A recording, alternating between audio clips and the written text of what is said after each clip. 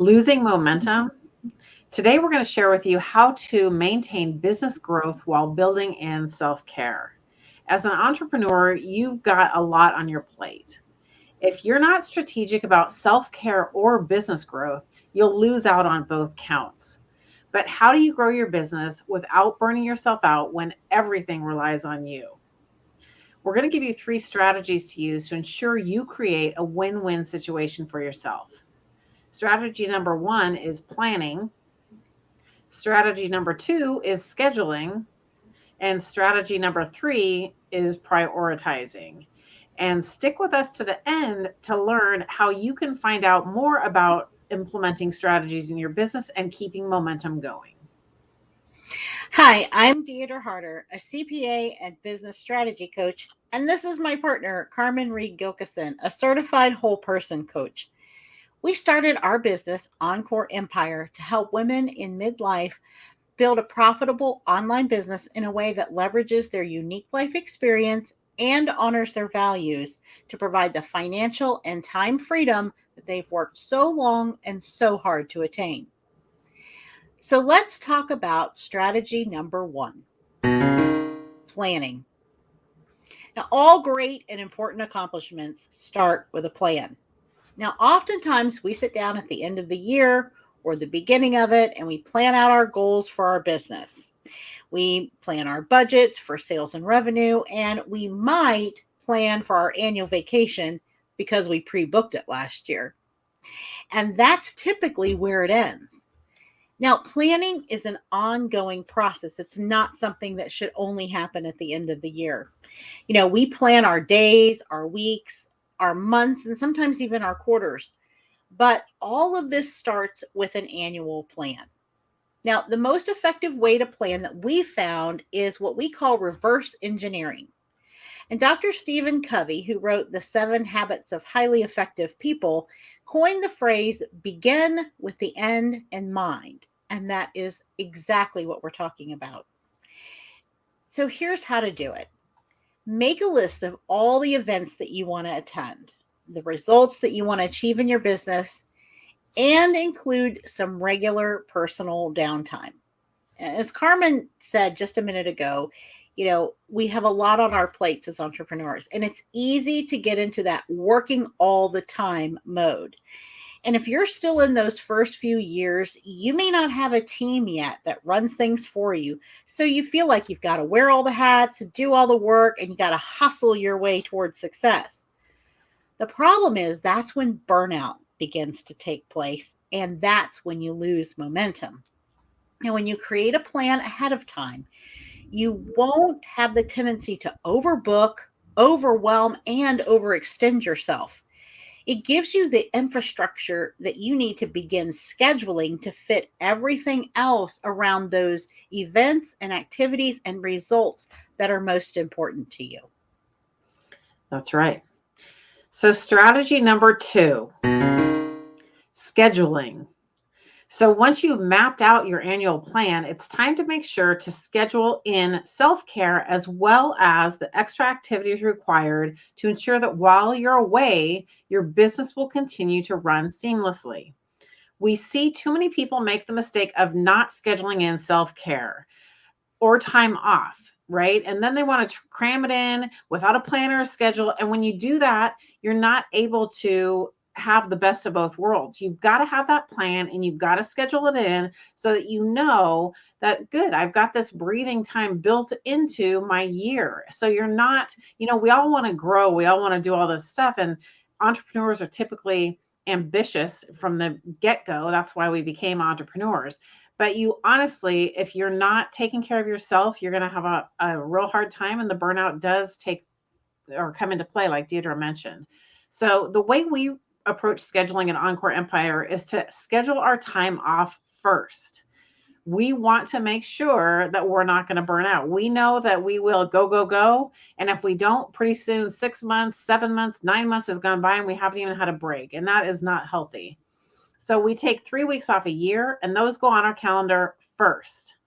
This way, we have something to look forward to always, right? You've got these little islands of breathing time, and you know that it's coming. So if you're in a heavy sprint of, a new promotion or something that you're launching, you know that you can get through it because you've got a break coming up. So it really helps alleviate stress and makes everything a lot easier to do. Next, we add in all of our conversion events into the calendar. And this means all of the workshops, promotions, summits we host, as well as any guest appearances on podcasts or in groups or anything else like that. And when we do this, this allows us to create our content calendar for the year. The content calendar is our map of what topics we're going to be focusing on when. And we batch our content creation as much as possible.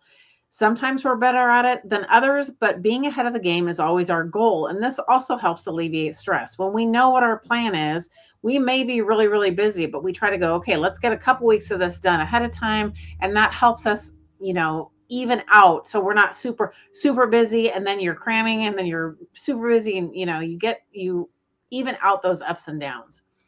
So by knowing the weeks that we're going to be off, we can also ensure that content's created and published before we leave, right? So from the outside, it looks like our business is running as usual. And on the flip side of that, when we're off, we are able to totally enjoy that time because we're not going, oh my gosh, did we create that? Did we do this? We forgot, none of that. There's none of that hair pulling freak out that happens because we had a plan and we scheduled it. And so that leads us into strategy number 3, prioritizing. So now that you've created a schedule, look back on that and ask yourself, did you include the top priorities for both your business and your personal life?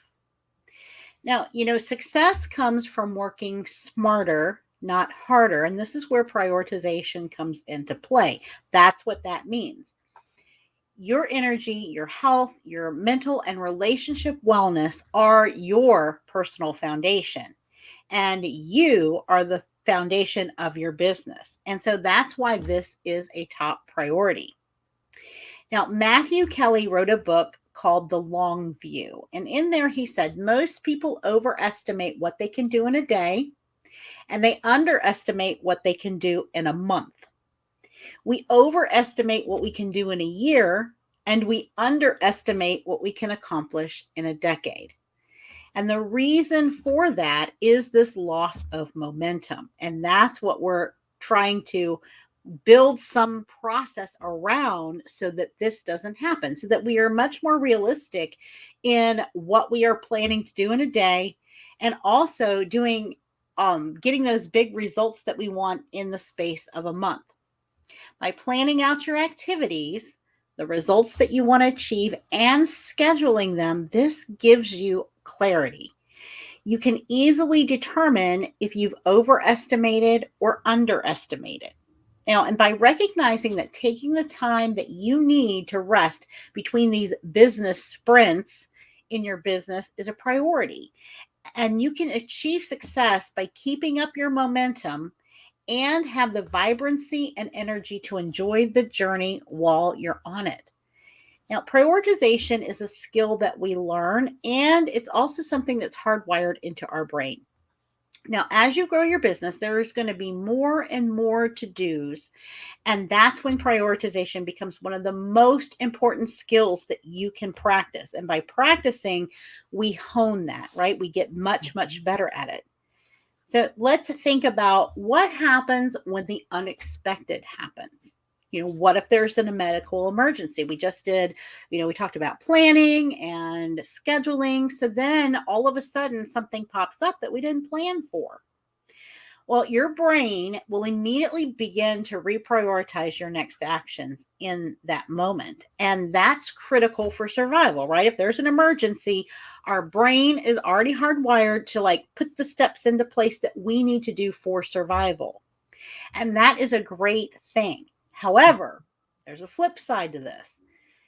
We don't want to be in that default survival mode all the time because that's stressful. That's where the burnout happens. And if we aren't managing this process, our brain is left to do what it knows to do. And that's to be in this, constant survival mode and, putting out fires, taking things as they come. So know that when you plan and schedule, that's your framework. Okay. And it's not always going to go according to plan. However, it's still important to have this in place because this is your beacon. This is what brings you back to what's most important to accomplish when you've been pulled off course. And trust me, it's going to happen. That's right. So, in summary, we need to begin with the end in mind. Then we need to schedule in the time that we need to set aside to ensure that we do what we planned, right? And finally, because life is unpredictable, we need to learn how to prioritize and not stress the small stuff. There's no reason to stay in stress mode like Deirdre just mentioned. That is going to lead to burnout, and it's inefficient use of your brain and your energy. So there's no reason to do that. These things they sound simple, and when you start implementing them, they are, and they'll give you the framework to be able to have that breath of fresh air in your year. We all want to be ambitious, but we don't want to overdo it. So by having this process in place, you can know and gauge what you need to do when, and everything is a lot easier. Now, the greatest way to stay in momentum is to be around others who are in motion. Our mission at Encore Empire is to help you implement strategies that move your business forward. We invite you to join us inside the Empire of Unstoppable Women Facebook group to engage with a supportive network of female entrepreneurs, and we hope to see you there.